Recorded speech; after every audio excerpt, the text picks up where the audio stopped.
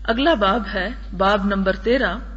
اس میں نیکی کے بہت سے راستوں اور بہت سے طریقوں کے بارے میں بتایا گیا ہے کہ انسان کس کس طرح نیکی کر سکتا ہے، یا نیکی کے کون کون سے ذرائع انسان کے لیے ہر دم میسر ہوتے ہیں اور ان سے وہ فائدہ اٹھا سکتا ہے. قال اللہ تعالی وما تفعلوا من خیر فإن اللہ بہ علیم. اللہ تعالیٰ نے فرمایا کہ جو بھی تم نیکی کا کام کرو گے وہ اللہ تعالیٰ کے علم میں ہے. یعنی پہلی بات یہ کہ انسان جب بھی کوئی نیکی کا کام کرنے لگے، خواہ کوئی اسے دیکھنے والا ہو یا نہ دیکھنے والا، خواہ اس پر دنیا میں اس کو کوئی اجر ملنے والا ہو یا نہ ملنے والا ہو، خواہ اس کا دنیا میں اسے کوئی فائدہ نظر آتا ہو یا نہ ہو، اس کے اوپر فرض کیا ہے، اس کے اوپر لازم کیا ہے. اس کے اوپر لازم یہ ہے کہ وہ اپنے دل میں یہ اطمینان رکھے کہ مجھے میرا رب دیکھ رہا ہے، میرے اس کام کو میرا رب جانتا ہے، اور جتنی جزا دینے پر وہ قادر ہے اتنی جزا کوئی اور دے نہیں سکتا. یہ چیز انسان کے اندر ثابت قدمی پیدا کرتی ہے، انسان کے اندر ایک یقین کی کیفیت پیدا کرتی ہے، اور پھر انسان ایسا عمل اختیار نہیں کرتا کہ کبھی کام کرے اور کبھی چھوڑ دے. ایک اور آیت میں آتا ہے فَمَن يَعْمَلْ مِثْقَالَ ذَرَّةٍ خَيْرًا يَرَهُ، کہ جو شخص ذرے کے برابر بھی بھلائی کرے گا وہ بھی دیکھ لے گا، اس کو پا لے گا. اسی طرح ایک اور آیت میں آتا ہے من عمل صالحا فلنفسہ، کہ جس نے بھی کوئی نیک کام کیے اس نے اپنی ہی ذات کے لیے کیے، اپنے ہی فائدے کے لیے کیے، کسی اور کو اس کی جزا نہیں دی جائے گی، اسی کو دی جائے گی جس نے وہ کام کیا. اسی باب میں بہت سی احادیث ہیں اور جو بہت فائدے کی ہیں. اگر اس میں سے ہمیں کچھ باتیں بھی یاد رہ جائیں تو بہت ہی بہترین ہیں.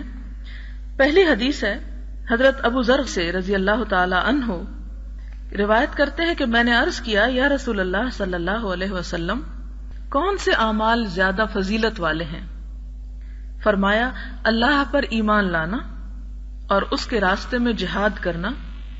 میں نے عرض کیا کون سے غلام آزاد کرنے میں افضل ہیں؟ تو فرمایا جو ان کے مالک کے نزدیک زیادہ نفیس ہیں اور زیادہ قیمتی ہیں. میں نے عرض کیا پس اگر میں یہ کام نہ کر سکوں، یعنی میرا اتنا حوصلہ نہ ہو، تو فرمایا کاریگر کی مدد کر یا بے سلیقہ آدمی کو کام بنا دو. میں نے عرض کیا یا رسول اللہ صلی اللہ علیہ وسلم اگر میں یہ کام بھی نہ کر سکوں، تو فرمایا لوگوں کو اپنے شر سے بچائے رکھ، بے شک تیری طرف سے تیری ذات پر صدقہ ہے. یہاں پر ہم دیکھیں کہ اسلام میں نیکی کا ایک بہت وسیع اور بہت جامع تصور دیا گیا ہے. گویا انسانی زندگی کے وہ عام اعمال جنہیں ہم دنیا کے کام سمجھ کر کرتے ہیں، اگر نیت اچھی ہو، اخلاص کے ساتھ ہو، اچھے جذبے کے ساتھ ہو، تو وہ بھی نیکی شمار ہوتے ہیں. یہاں پر ہم دیکھتے ہیں کہ ترتیب بتائی گئی کہ سب سے بہترین عمل تو اللہ پر ایمان لانا ہے، کیونکہ ایمان ہوگا تو باقی نیکیاں بھی قبول ہوں گی، اور اگر ایمان نہیں تو باقی بھی بیکار ہو جائیں گی. کیونکہ قرآن پاک میں واضح طور پر فرمایا گیا کہ وہ لوگ جو ایمان نہیں لاتے ان کے نیک عمل جو ہیں وہ بالکل خاک غبار بن کے اڑ جائیں گے، ان کا کوئی بھی وزن نہیں ہوگا. یہاں پر ہم دیکھتے ہیں کہ ایمان کے بعد سب سے بہترین کام اللہ کے راستے میں جہاد کرنا، اور جہاد کرنے کا مطلب قتال نہیں ہے، قتال اس کا آخری درجہ ہے. جہاد کا مطلب ہے جد و جہد، کوشش کرنا کہ اللہ تعالیٰ کا دین جو ہے وہ عام ہو، لوگ زیادہ سے زیادہ اس کے دین میں داخل ہوں. بالکل اسی طرح جیسے نبی صلی اللہ علیہ وسلم نے اپنی ساری زندگی جہاد فرمایا، اور اس جہاد کے ایک حصے کے طور پر قتال بھی فرمایا. ساری زندگی آپ کی جہاد تھی، یعنی آپ کا جہاد صرف جنگیں نہیں تھی، بلکہ تمام تر زندگی. جب مکہ میں کوئی جہاد نہیں تھا تو آپ کا کیا خیال ہے کہ نبی صلی اللہ علیہ وسلم اس وقت کوئی جہاد نہیں کر رہے تھے؟ جہاد کر رہے تھے. جب آپ تلوار سے تو نہیں لڑ رہے تھے، بلکہ آپ بھی تکلیفیں اٹھا رہے تھے اور آپ کے ساتھی بھی طرح طرح کے نقصان برداشت کر رہے تھے، جسمانی اور مالی اور ہر طرح کی مصیبتیں. تو وہ بھی ایک طرح جہاد ہی تھا. اسی طرح ہمارے لیے بھی جہاد جو ہے وہ صرف قتال نہیں، بلکہ اس کے علاوہ بھی انسان دین کی خدمت کا کوئی بھی کام جو کرتا ہے، اس راہ میں جو بھی کوشش کرتا ہے، وہ سب جہاد قرار پاتا ہے. خواہ وہ مال سے ہو، خواہ وہ قلم سے ہو، خواہ وہ زبان سے ہو، خواہ وہ کسی بھی طریقے سے ہو. پھر اسی طرح وہ کہتے ہیں صحابی ابو ذر غفاری، میں نے عرض کیا کون سا غلام آزاد کرنا زیادہ بہترین ہے؟ یعنی یہ تو مجھے معلوم ہے کہ غلام آزاد کرنا ایک بہت بڑی نیکی ہے، لیکن کون سا غلام آزاد کیا جائے تو زیادہ بڑے درجے کی نیکی ہوگی. تو اس پر آپ صلی اللہ علیہ وسلم نے فرمایا جو ان میں سب سے زیادہ نفیس ہو، سب سے بہترین ہو، جس کا تمہیں بہت زیادہ فائدہ ہو، جو تمہیں بہت پسند ہو. جیسا کہ لن تنالوا البر حتى تنفقوا مما تحبون، تم اس وقت تک نیکی کے درجے کو نہیں پہنچ سکتے جب تک کہ تم وہ نہ خرچ کرو جو تمہیں پیارا ہو. تو یہاں بھی اسی سے ملتی جلتی بات فرمائی گئی کہ جو تمہیں سب سے زیادہ اچھے لگے اگر تم وہ اللہ کی راہ میں خرچ کرو گے تو اس کا اجر بھی بہت زیادہ ملے گا. اس پر وہ شخص کہنے لگا اگر میں ایسا نہ کر سکوں. اب آپ دیکھیں صحابہ کرام کے اندر کس طرح فطری معاملات تھے، ان کے کتنی نیچرل گفتگو کیا کرتے تھے کہ وہ انہوں نے نہیں کہا ٹھیک ہے اللہ کے رسول صلی اللہ علیہ وسلم آپ نے بتا دیا اور میں تو ابھی جا کے اپنا سب سے بہترین غلام کرتا ہوں. انہوں نے اپنے دل کی حالت بتا دی کہ اگر میرے اندر اتنی ہمت نہیں اور میں اپنے اندر اتنی طاقت نہیں پاتا کہ میں ایک بہت بہترین چیز خرچ کر سکوں اللہ کی راہ میں، تو پھر میں اور کون سی نیکی کروں. نیکی تو بہرحال میں کرنا چاہتا ہوں، لیکن وہ نیکی جو میرے بس میں ہو، جو میری ہمت اور میری استطاعت میں ہو. اس پر آپ صلی اللہ علیہ وسلم فرماتے ہیں ٹھیک ہے اگر تم اپنے پاس سے مال نہیں نکال سکتے، اپنی پیاری چیز نہیں نکال سکتے، تو چلو ایسا کرو کہ کسی کاریگر کی مدد کر دو. اب دیکھیں کہ کاریگری میں کس قدر کاریگریاں ہیں، کتنی صنعتیں ہیں.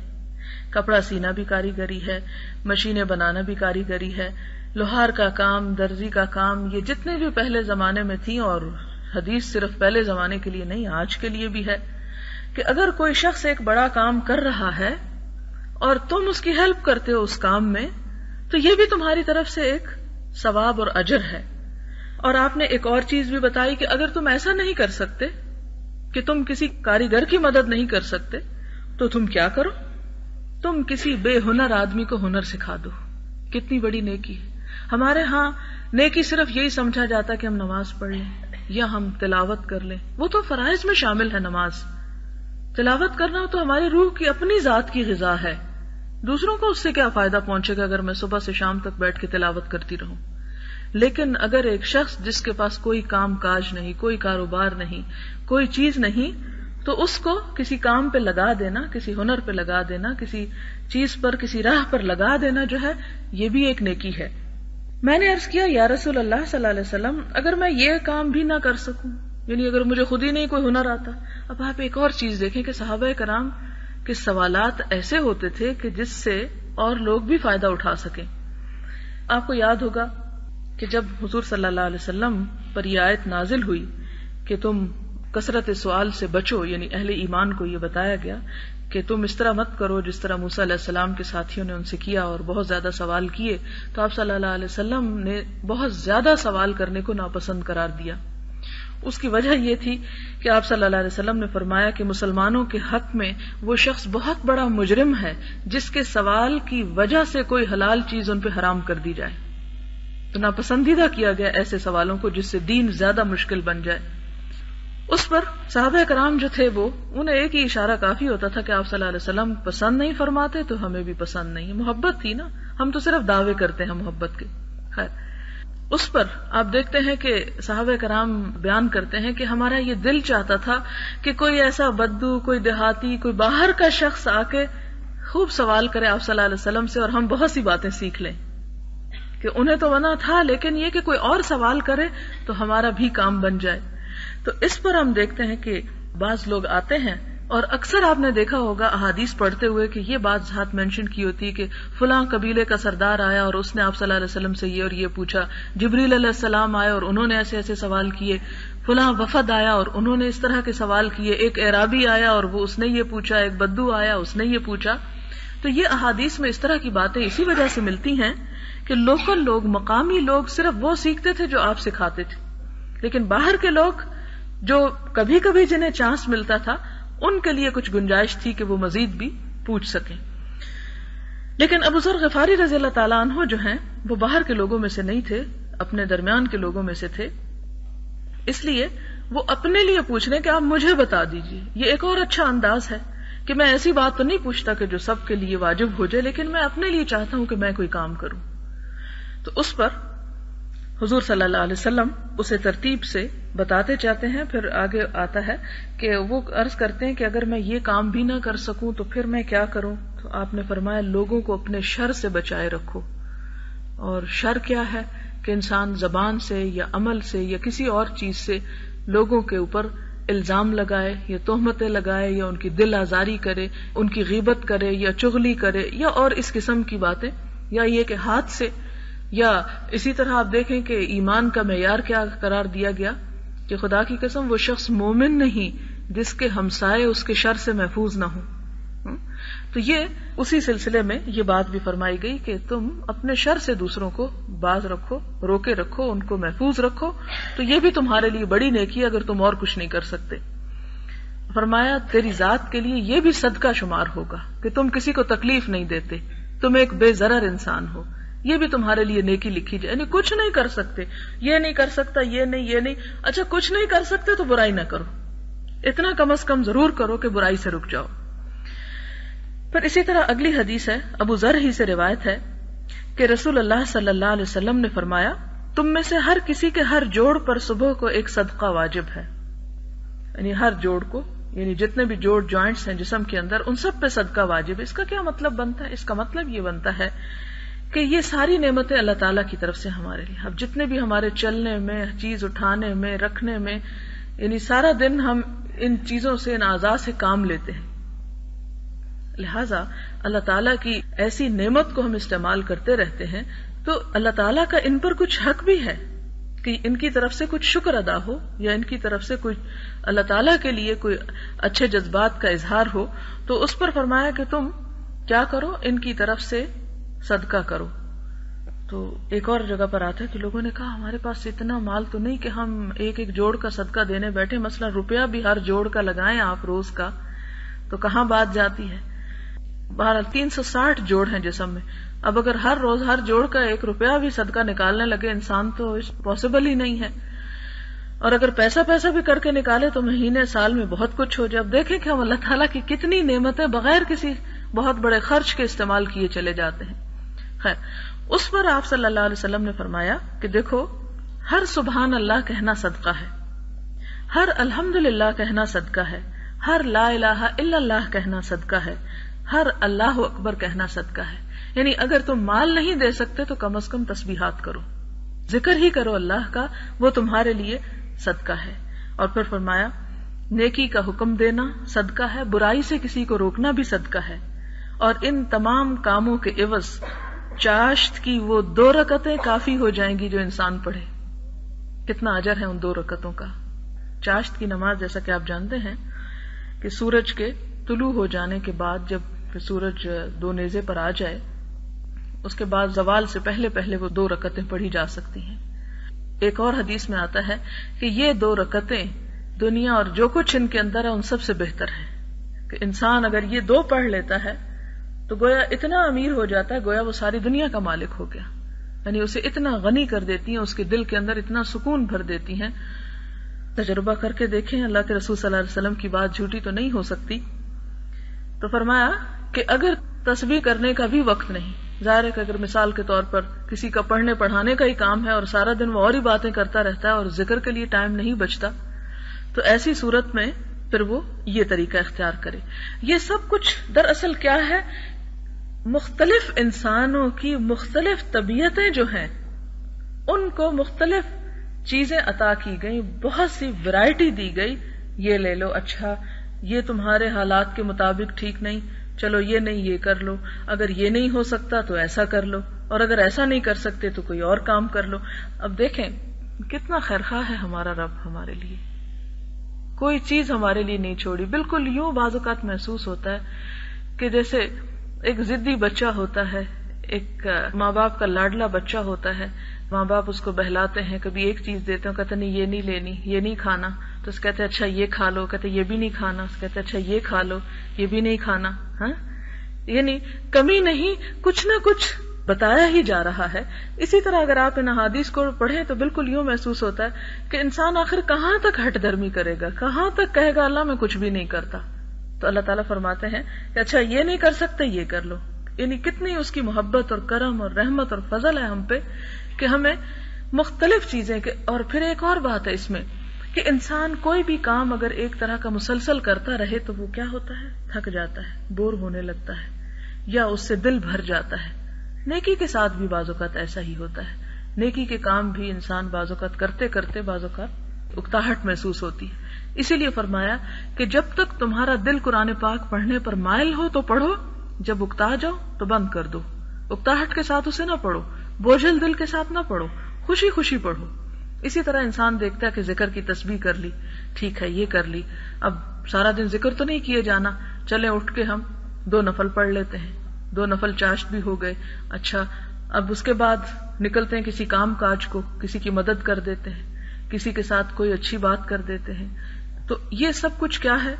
زندگی بھر انسان کے لیے نیکیوں کا ایک وسیع میدان موجود ہے. جتنا بھی اس میں سے اپنی قسمت اور اپنے کوشش اور اپنے طریقے سے اسے پا لے، یہ اس کے اپنے اوپر ہے. پھر اسی طرح آپ دیکھیں کہ اس سے بھی بہت مزید گہرائی کی چیز حضرت ابو ذر ہی فرماتے ہیں کہ رسول اللہ صلی اللہ علیہ وسلم نے فرمایا، مجھ پر میری امت کے اچھے اور برے اعمال پیش کیے گئے. یعنی میری امت کا بتایا گیا کہ آپ کی امت ایسے ایسے اچھے کام کر رہی ہے یا کرے گی، اور یہ برے کام بھی ہیں. جب اچھے کاموں کو میں نے دیکھا تو ان اچھے کاموں میں جن کی نیکی لکھی گئی تھی اور جن پر امت سے اجر کا وعدہ کیا گیا تھا، وہ راستے سے تکلیف دہ چیز کا ہٹا دینا بھی تھا. یعنی امت کے عمل جب آپ کو دکھائے گئے اور ان کے اجر، تو ایک ایسے شخص کے لیے بھی نمبر لگے ہوئے تھے، نیکی لکھی ہوئی تھی، جس نے رستہ چلتے ہوئے دیکھا کہ کوئی چھلکا پڑا ہے تو بڑھ کے آگے ہٹا کے ایک طرف کر دیا، کہیں کوئی کانٹا ہے، کوئی ٹھوکر کھانے والی چیز ہے. تو اتنی چھوٹی چھوٹی بات اللہ تعالیٰ جو ہے وہ بندے کی نوٹس لیتے رہتے ہیں اور اسے قبول فرماتے ہیں اور اس کا اجر اس کے لیے لکھتے رہتے ہیں. نیت یہ ہو کہ انسان کسی بھی دباؤ کے تحت، کسی بھی لالچ کے بغیر سیدھا سیدھا کام کرتا چلا جائے کہ اس میں اور کچھ نہیں تو میرے رب کی رضا ہے اور میرا رب مجھے دیکھ رہا ہے. اور یہ اسی وقت ہو سکتا ہے جب اللہ تعالیٰ کی پریزنس کا احساس انسان کے دل کے ساتھ لگا رہے اور اس کے اندر بجتا رہے، اسے احساس دلاتا رہے. اور برے اعمال میں وہ تھوک بھی پایا جو مسجد میں کسی نے پھینکا اور مٹی سے ڈھانپا نہ گیا.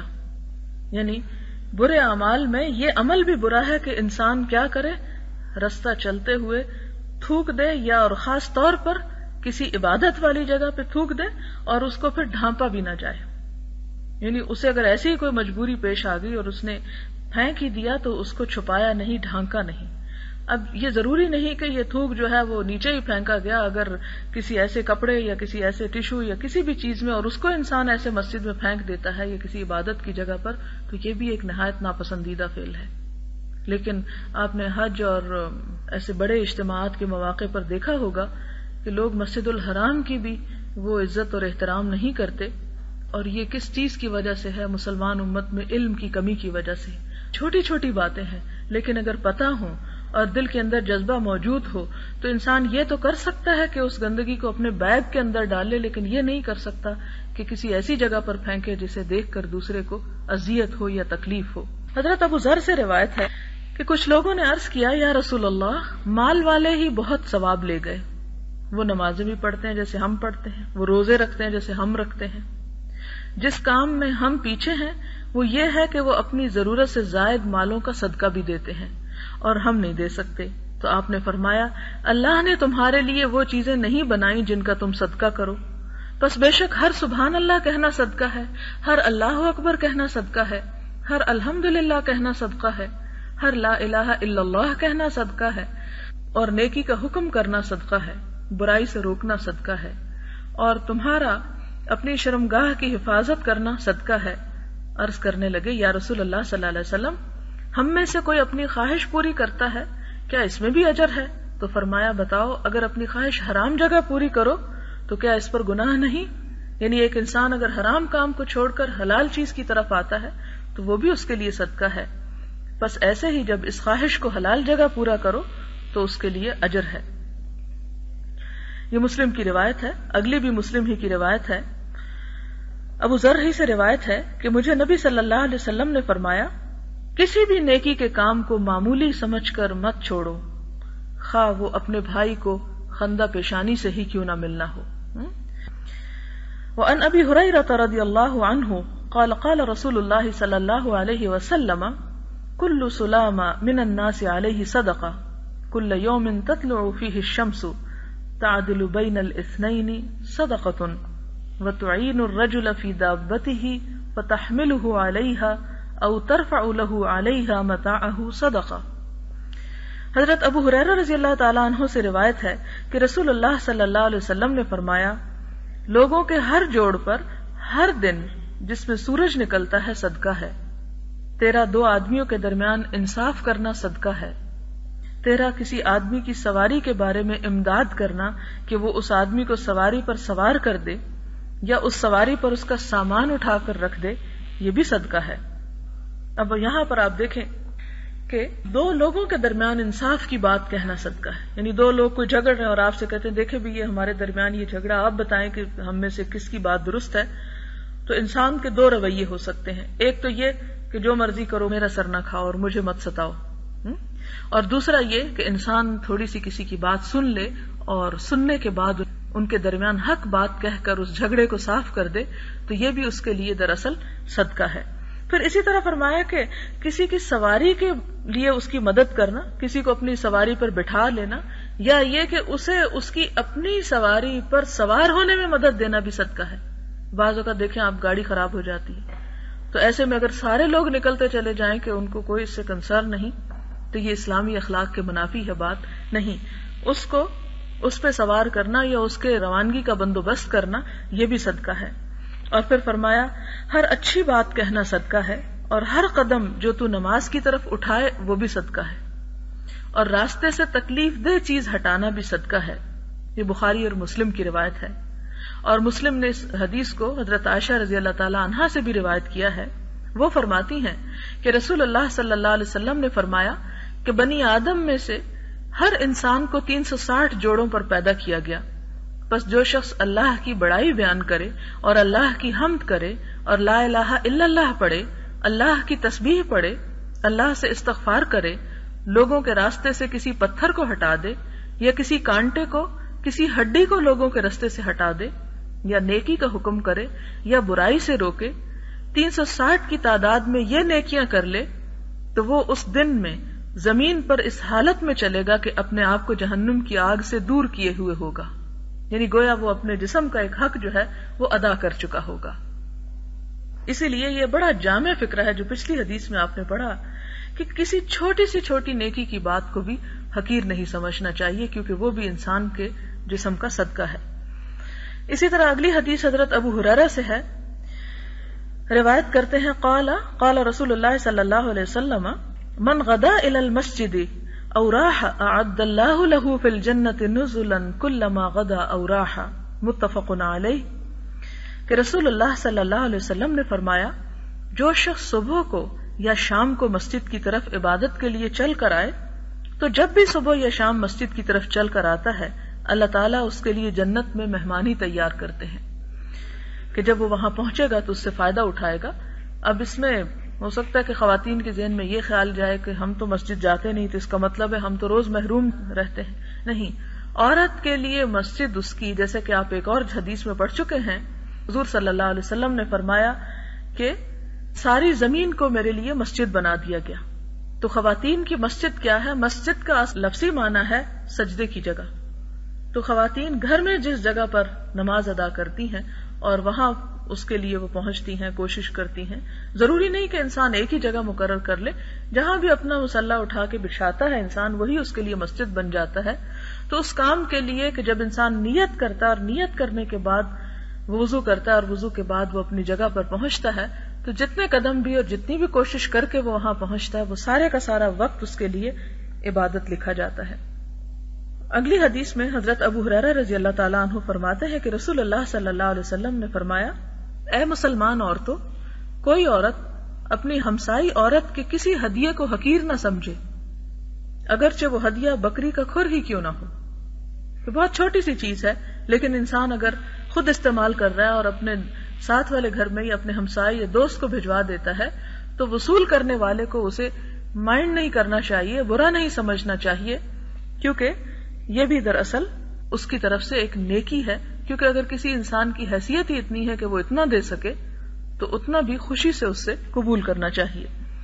اسی طرح حضرت ابو ہریرہ ہی سے روایت ہے کہ کہ نبی صلی اللہ علیہ وسلم نے فرمایا ایمان کے 60 یا 70 سے کچھ اوپر حصے ہیں، کچھ شاخیں ہیں، ان میں سب سے افضل شعبہ، سب سے افضل حصہ صدق کے دل سے لا الہ الا اللہ کہنا ہے، اور ان میں سب سے کم تر شعبہ تکلیف دہ چیز کو رستے سے ہٹانا ہے، اور شرم و حیا بھی ایمان کا ایک حصہ ہے۔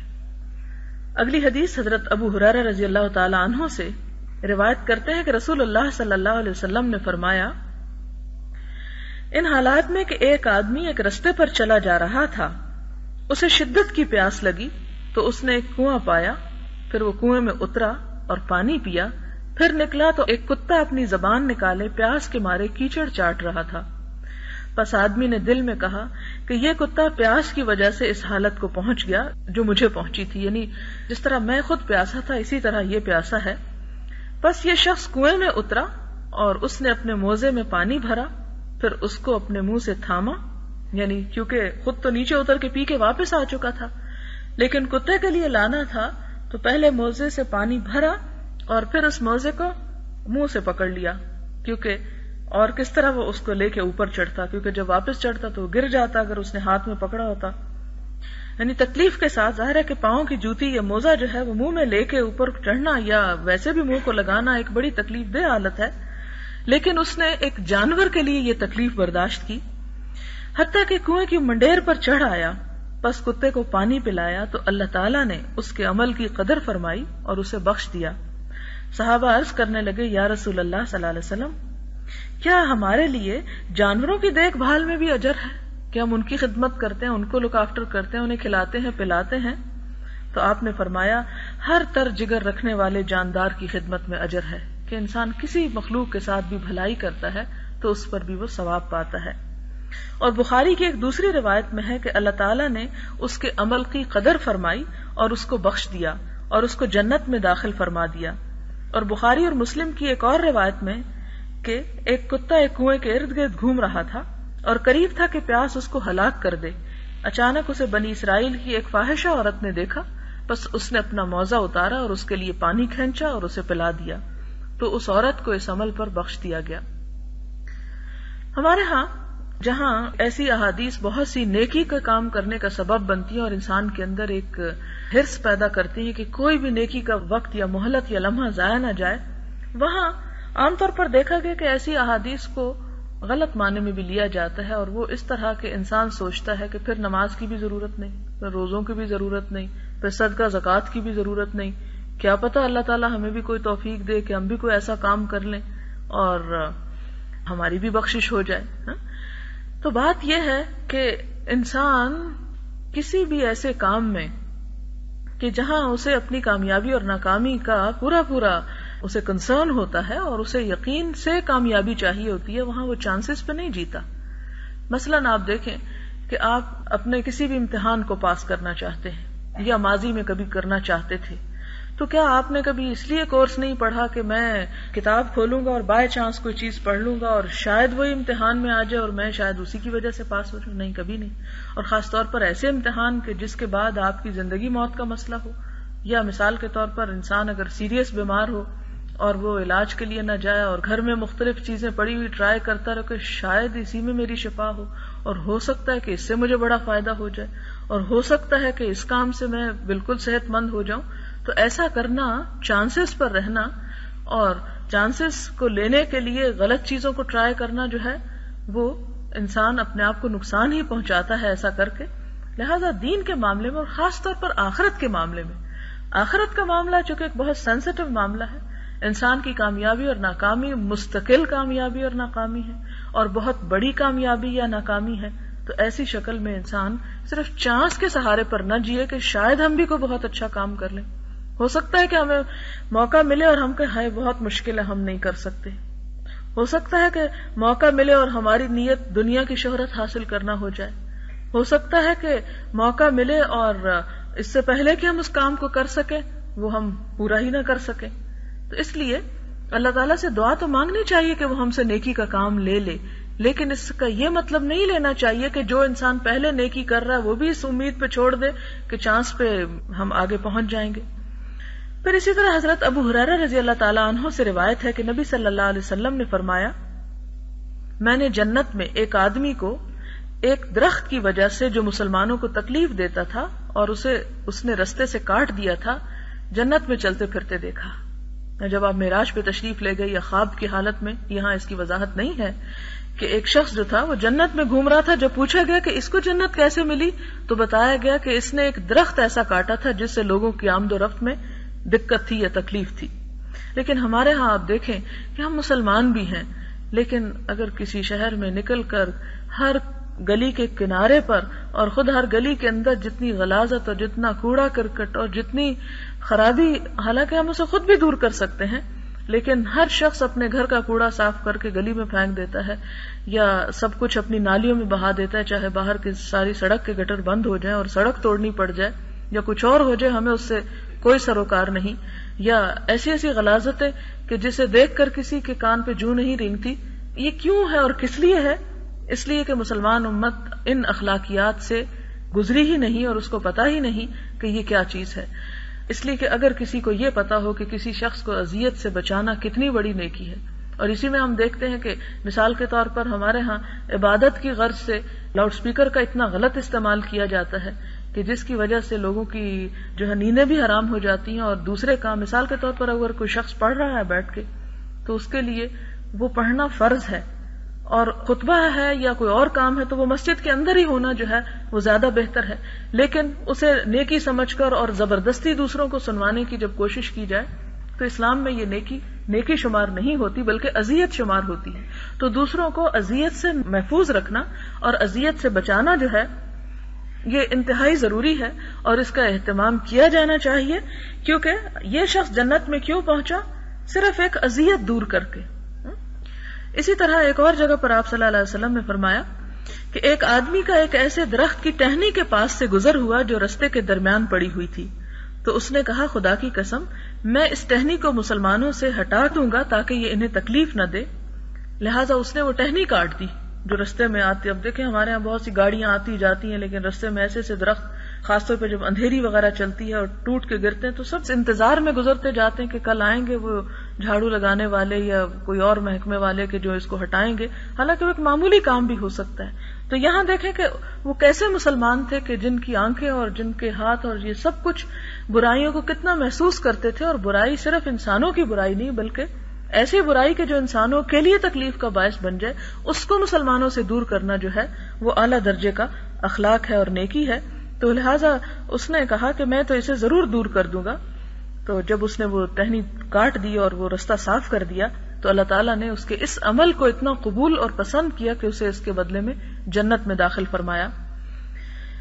پھر اسی طرح ایک اور روایت میں آتا ہے کہ ایک آدمی ایک راستے پر چلا جا رہا تھا، اس نے راستے پر ایک کانٹے دار ٹہنی پائی تو اسے راستے سے ہٹا دیا. اللہ تعالیٰ نے اس کے اس عمل کی قدر فرمائی اور اسے بخش دیا. حضرت ابو ہریرہ رضی اللہ تعالیٰ عنہ سے روایت ہے کہ جو شخص وضو کرے اور اچھا وضو کرے سنت کے مطابق، پھر جمعے کی نماز کو آئے اور خطبے کی طرف کان لگائے سنے اور خاموش رہے تو اس کے گزشتہ اور اس جمعے کے درمیان کے گناہ معاف کر دیے جاتے ہیں، بلکہ 3 دن اور زائد کے بھی اس سے بھی زیادہ، یعنی 3 دن ایکسٹرا بھی.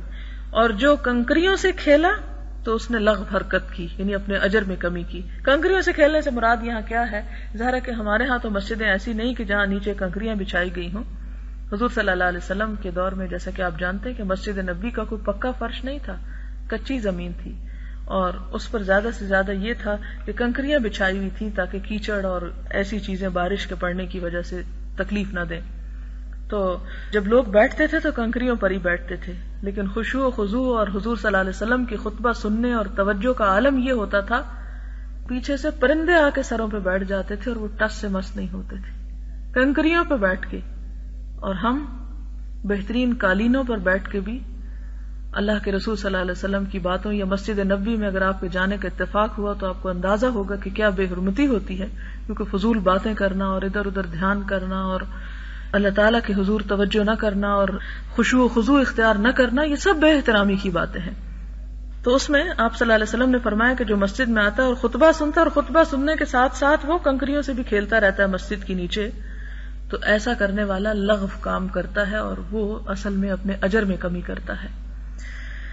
حضرت ابو ہریرہ رضی اللہ تعالیٰ عنہ سے روایت ہے کہ آپ صلی اللہ علیہ وسلم نے فرمایا، جب مسلمان یا مومن بندہ وضو کرے اور اپنا چہرہ دھوئے تو اس کے چہرے سے پانی کے استعمال کے ساتھ وہ تمام گناہ نکل جاتے ہیں جو اس نے اپنی آنکھوں سے کیے تھے، یا یوں فرمایا کہ پانی کے آخری قطرے کے ساتھ نکل جاتے ہیں، یہاں تک کہ انسان گناہوں سے پاک صاف ہو جاتا ہے. پس جب اپنے دونوں ہاتھ دھوئے تو اس کے دونوں ہاتھوں سے پانی کے ساتھ یا پانی کے آخری قطرے کے ساتھ ہر وہ گناہ نکل جاتا ہے جو اس نے ہاتھوں سے کیا ہو، یا وہ گناہوں سے پاک صاف ہو جاتا ہے. جب وہ اپنے پاؤں دھوتا ہے تو پانی کے ساتھ، یا فرمایا کہ پانی کے آخری قطرے کے ساتھ ہر وہ گناہ نکل جاتا ہے جو اس کے پاؤں نے کیا تھا، یہاں تک کہ وہ گناہوں سے پاک ہو جاتا ہے. ایسی احادیث جب ہم پڑھتے ہیں یا بعض لوگ پڑھتے ہیں تو وہ یہ سمجھ لیتے ہیں کہ چونکہ میں 5 وقت کی نماز پڑھتا ہوں، چونکہ میں وضو کرتا ہوں، ایک حدیث میں آیا ہے کہ وضو کرنے کے ساتھ جو پانی جسم سے گزرتا ہے یا آخری قطرہ تو سب گناہ معاف ہو جاتے ہیں، تو بہتر ہے ہر نماز کے بعد پھر نئے سرے سے انسان ہاتھوں سے ظلم و ستم کے کام لے اور غلط کام پاؤں سے لے یا نگاہوں سے لے. یہ اس کا مطلب نہیں ہے، بلکہ اس کا مطلب یہ ہے کہ جان بوجھ کے نہیں، بلکہ انسان ہونے کے ناطے انسان سے جو کمی بیشی ہو جاتی ہے، بھول چوک ہو جاتی ہے، نادانی سے، غفلت سے، لا علمی سے، ان چیزوں کو اللہ تعالیٰ معاف کر دیتے ہیں. یہ تو آپ اچھی طرح جانتے ہیں کہ جو چیز جان بوجھ کے ہٹ درمی اور ڈھٹائی سے کی جائے اور پھر اس امید پہ کی جائے کہ ابھی وضو کرنے جاؤں گا تو دھل جائے گی، تو وہ انسان سوچے کہ وہ کس کے ساتھ ایسے معاملہ کر رہا ہے. حضرت ابو ہریرہ رضی اللہ تعالیٰ عنہ فرماتے ہیں کہ رسول اللہ صلی اللہ علیہ وسلم نے فرمایا، 5 نمازیں اور جمعہ تک اور رمضان دوسرے رمضان تک درمیان کے تمام گناہوں کو مٹا دینے والا ہے، جبکہ انسان بڑے گناہوں سے اجتناب کرے. یہ حدیث اس پہلی کی بھی وضاحت کرتی ہے کہ یہ جتنی نیکیوں کے مختلف درجے اور طریقے بتائے اور جب ان پر بخشش کا وعدہ فرمایا تو یہ ان گناہوں کی بخشش کا وعدہ ہے کہ جو چھوٹے چھوٹے غلطیاں، خطائیں، گناہ ہوتے ہیں، بڑے نہیں ہوتے. اگلی حدیث ہے حضرت ابو ہریرہ سے کہ رسول اللہ صلی اللہ علیہ وسلم نے فرمایا، کیا میں تمہیں ایک ایسے عمل کی رہنمائی نہ کروں جس سے اللہ تعالیٰ گناہوں کو مٹاتے ہیں اور درجات کو بلند فرماتے ہیں؟ صحابہ نے عرض کیا، کیوں نہیں یا رسول اللہ، ضرور فرمائیے. فرمایا، تکلیف کے باوجود مکمل وضو کرنا. اب یہاں پر آپ دیکھیں کہ امام نووی نے کیسی زبردست سلیکشن کی ہے کہ پہلے ان اعمال کو گنوایا جو انسانی معاملات سے تعلق رکھتے ہیں، اخلاق سے تعلق رکھتے ہیں، اور پھر اس بات سے ڈر پیدا ہوتا ہے یا احتمال پیدا ہوتا ہے کہ لوگ اگر سمجھے کہ نیکی صرف یہ ہے تو کہیں وہ عبادات سے غافل نہ ہو جائے، کہیں وہ فرائض سے غافل نہ ہو جائے کہ اگر چھوٹے چھوٹے کاموں پہ بخشش ہو جائے گی تو فرض کس لیے ادا کریں. نہیں، یہاں پر فوراً ہی اب وہ عبادات کی نیکیوں کو گنوانے لگتے ہیں. تو یہاں فرمایا کہ 5 نمازوں کے درمیان جو خطائیں ہوتی ہیں وہ نماز پڑھنے سے معاف ہو جاتی ہیں، جمعہ سے جمعہ تک یعنی ہفتے سے ہفتے تک جو گناہ ہوتے ہیں وہ اگلے جمعے کو معاف ہو جاتے ہیں، رمضان سے رمضان تک کے گناہ اگلے رمضان میں معاف ہو جاتے ہیں، لیکن بشرط یہ کہ اذا اجتنبت الکبائر، جب انسان کبیرہ گناہوں سے اجتناب کرے، بڑے بڑے گناہوں سے اجتناب کرے. اور جیسا کہ بڑے گناہوں کے بارے میں آپ تفصیلات جانتے ہی ہیں کہ شرک کرنا سب سے بڑا گناہ ہے، اس کے بعد والدین کی نافرمانی کرنا، جادو کرنا، یتیم کا مال ناحق کھانا، اور مسلمان کو گالی دینا، اس کو قتل کرنا، اور اسی قسم کی اور چیزیں بھی جن کی مختلف جگہوں پر تفصیلات ملتی ہیں. اگر انسان ان سے بچتا ہے تو چھوٹی موٹی خطائیں جو ہیں ان کو دھونے کا ذریعہ ہے یہ ساری عبادات. تو یہاں پر ہم دیکھتے ہیں کہ تکلیف کے باوجود کامل وضو کرنا، کیونکہ وضو ایک مشکل کام ہے، جب وضو ہو جاتا ہے تو نماز انسان خود ہی پڑھ لیتا ہے. اس لیے فرمایا کہ وہ شخص جو وضو کرتا ہے تکلیف کے باوجود تو وہ اسے نیکی میں پہنچانے کا سبب بنتا ہے. اور مساجد کی طرف زیادہ قدم اٹھانا یعنی دور سے چل کے آنا، اور ایک نماز کے بعد دوسری کا انتظار کرنا یعنی غافل نہ ہو جانا، بس یہ اجر و ثواب میں سرحد کی حفاظت کی طرح ہے. اگلی حدیث حضرت ابو موسیٰ اشعری روایت کرتے ہیں کہ رسول اللہ صلی اللہ علیہ وسلم نے فرمایا، جس نے صبح اور عصر کی نماز پابندی کے ساتھ پڑھی وہ جنت میں داخل ہو گیا. یہاں اس حدیث سے تو ہمیں یہ پتہ چلتا ہے، لیکن ایک اور حدیث سے ہمیں یہ بھی پتہ چلتا ہے کہ جو کچھ نمازیں پڑھتا ہے اور کچھ نہیں پڑھتا وہ دوسری کو بھی ضائع کر دیتا ہے، پڑھی ہوئی کو بھی ضائع کر دیتا ہے. اصل میں دین کو سمجھنے کے لیے دین کے ایک پورے نظام پر نظر رکھنا ضروری ہے، تمام چیزوں پر. یہ نہیں کہ کوئی ایک حدیث پڑھی ہے، ایک چیز پڑھی اور کہا کہ بس یہی حرف آخر ہے اور اس کے علاوہ میں کسی بات کو نہیں مانتا. تو وہ اس حدیث کا یہ مطلب تو بنتا ہے کہ جو شخص ان چیزوں میں پابندی کرتا ہے، اور خاص طور پر آپ دیکھیں فجر کی نماز، عصر کی نماز بھی پڑھی جاتی لیکن فجر کی نماز جو ہے ایک مشکل کام ہوتا ہے، تو اس کے وقت پر پڑھنے کی پابندی کرنا جو ہے وہ انسان کے لیے جنت میں داخلے کا سبب ہے. اور عصر کے وقت بھی انسان اگر دوپہر کو سونے کا عادی ہو تو عموماً عصر لیٹ ہو جاتی ہے، یا پھر یہ کہ قضا بھی ہو جاتی ہے، اور یا یہ کہ انسان کہیں ادھر ادھر سیر و تفریح کے لیے نکل جاتا ہے، یا شاپنگ کے لیے نکل جاتا ہے، یا گیسٹ آ جاتے ہیں، یا وہ خود کہیں وزٹ کرنے چلا جاتا ہے. تو عصر کا وقت بھی ایسا وقت ہوتا ہے جو انسان کو غافل کرنے والا ہوتا ہے. حالانکہ یہ دونوں نمازیں آپ دیکھیں بڑی چھوٹی ہیں، دونوں میں 4 رکعتیں ہیں، لیکن خاص طور پر ان کا ذکر فرمایا کہ جو ان کی پابندی کرے گا. آپ دیکھیں کہ قرآن پاک میں جب نمازوں کا ذکر آتا ہے تو اللہ تعالیٰ فرماتے ہیں حافظوا علی الصلوات والصلاۃ الوسطی، حفاظت کرو ساری نمازوں کی، خاص طور پر نماز وسطی کی، درمیانی نماز کی، یعنی عصر کی نماز کی. اس کا یہ مطلب نہیں کہ عصر کی نماز جو ہے اس کا ثواب زیادہ ہے دوسری نمازوں سے، اس لیے کہا جا رہا ہے اس کی حفاظت کرو. اس لیے فرمایا کہ اس وقت انسان قضا کرنے کے موڈ میں زیادہ ہوتا ہے، اس لیے جو کام زیادہ مشکل سے کیا جائے اس کا اجر بھی زیادہ ہوتا ہے، اور اس کی طرف توجہ دلانا بھی اسی لیے اہم سمجھا گیا. ایک اور بڑی خوبصورت حدیث ہے، حضرت ابو موسیٰ سے روایت ہے کہ رسول اللہ صلی اللہ علیہ وسلم نے فرمایا جب کوئی مومن بندہ بیمار ہو جائے یا سفر پر جائے تو اس کے لیے اتنے ہی اعمال کا ثواب لکھا جاتا ہے جو یہ گھر پر تندرست رہنے کی حالت میں کیا کرتا تھا. یعنی ایک شخص ایک کام کا عادی ہے، مثلاً آپ کوئی ذکر کرتے ہیں، کوئی چیز پڑھتے ہیں، کوئی ایک خاص قسم کی کسی کی خدمت کرتے ہیں، کچھ بھی آپ کام کرتے ہیں، لیکن آپ بیمار ہو گئے تو وہ کیا ہو جاتا ہے، آپ سے چھوٹ جاتا ہے، وہ کام میں پابندی نہیں رہتی. یا یہ کہ اگر آپ سفر پہ چلے گئے تو وہ کام حتیٰ کہ نمازیں بھی عادی ہو جاتی ہیں. تو ایسی صورت میں انسان سوچتا اچھا یہ بڑا لمبا سفر ہو گیا اور میری تو ساری روٹین خراب ہو گئی اور میں نے تو ایسے ایسے کام کرنے تھے. اللہ تعالیٰ اسے تسلی دیتے ہیں کہ نہیں، یہ تم جان بوجھ کے ایسا نہیں کر رہے، بلکہ ایک مجبوری کی وجہ سے اگر تمہارے کسی ایسے عمل میں بریک آ گئی ہے جو بہت پابندی سے تم کرتے تھے تو اس بریک کے دنوں میں بھی تم پر وہ اجر لکھا چلا جاتا رہے گا جو تم عام دنوں میں کام کرتے رہے ہو. یعنی اللہ تعالیٰ ایسے بخیل نہیں ہے نعوذ باللہ کہ چھوٹی سی اگر کسی سے کسی وجہ سے کمی کوتاہی ہو گئی تو کہیں کہ نہیں آج تو اس کی یہاں پر ایبسنٹ ہی لگے گی کیونکہ آج یہ بیماری کی وجہ سے حاضر نہیں ہوا. حضرت جابر رضی اللہ تعالیٰ عنہ سے روایت ہے کہ رسول اللہ صلی اللہ علیہ وسلم نے فرمایا ہر نیک کام صدقہ ہے، کل معروف صدقۃ. دعا کر لیجیے. سبحان اللہ وبحمدہ عدد خلقہ ورضا نفسہ وزنۃ عرشہ ومداد کلماتہ. سبحان اللہ العظیم. اللہم صلی علی محمد وعلی آل محمد کما صلیت علی ابراہیم وعلی آل ابراہیم انک حمید مجید.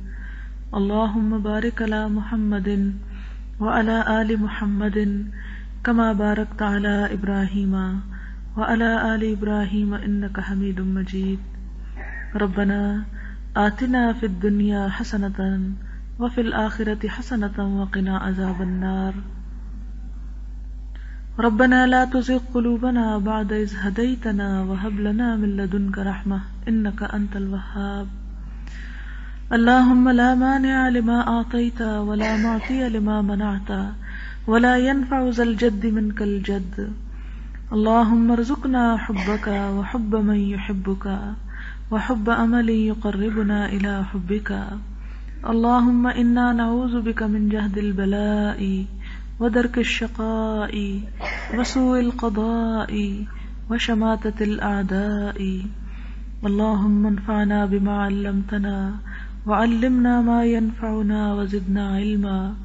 لا الہ الا اللہ انت الحلیم الکریم. سبحان اللہ رب العرش العظیم والحمد للہ رب العالمین. رب نسألک موجبات رحمتک وعزائم مغفرتک والغنیمة من كل بر والسلامة من كل اسم.